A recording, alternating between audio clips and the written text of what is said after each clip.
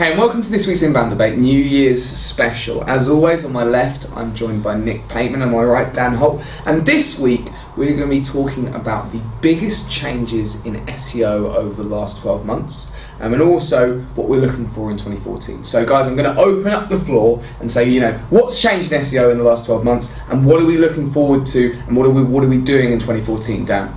I think, the biggest thing for me has unquestionably been the move away from SEO. I think we all anticipated it in the sense that it was going to become more about social and digital PR, etc., etc. I don't think I personally anticipated the degree of change that was about to take place. Very often now it almost goes beyond digital marketing and borders on business consultancy, and I think requires a level of understanding of the market in question that we've never had to get our heads around in the past. And actually, I'm really excited about it because I love business. I find business fascinating, and the opportunity to really, I think, consult on a much deeper level in 2014 is a really exciting prospect for me. But yeah, I think that's been the biggest change. It's probably been a week, 10 days since I even talked rankings with a client, and 12 months ago, not a conversation went by with clients without rankings being the focal point. So it's been an enormous change. Hey, would you? Yeah, specifically for SEO,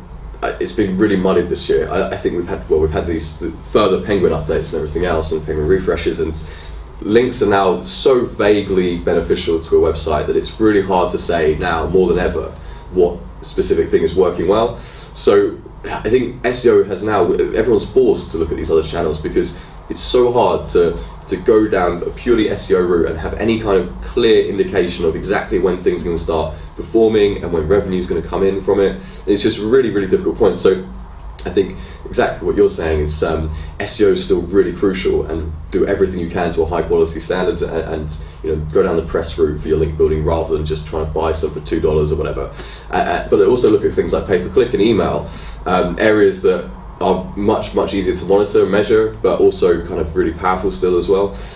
So yeah, I think personally my focus next year is going to be heavily on the paid advertising, or how we can get things happening in a very short time period just by switching on a button rather than these much longer, SEO could be 12 to 24 month process, and kind of tying the two together a bit more. And I think we've seen in 2013 just Google shift the goalposts, like as in, everyone always went on about quality and engagement and everything, but Google really shift the goalposts to the point where I know that we've had a lot of clients who've been essentially hit in the last 12 months from their previous agency, and they've come to us and they've said, look, how do I fix this? And they want a quick fix, because before you just spam a load of links, and we've just had to go, look, this is a long process. It's a 12, 18 month process, and so we've had to look at different ways to quick win, whether it's paid traffic, whether it's email, so they get those deliverables in the first 12 months of their campaign. So do you guys have any specific New Year's resolutions? Once again, Nick is trying to talk me into his weight loss program, the Nick Pateman Lean Bean Slimming Machine 2014. But I'm a little bit dubious about the methods involved. I'm not convinced you can lose 3,000 calories a day simply by playing type racer. So yeah, I think it'll probably just be the same resolution I have every year, which is to spend less time in front of the computer and go out and really live life, sort of go camping, rock climbing. Every year? You have that resolution every year? How far? Learn to play an instrument, write a book, etc. It's never happened yet. What I find is that by setting really unrealistic targets, I find it easy to forgive myself when they don't happen. Nick? Yeah, I wouldn't say it's unrealistic, man. I think you can go out once in a while. It's fine, man. You can do it.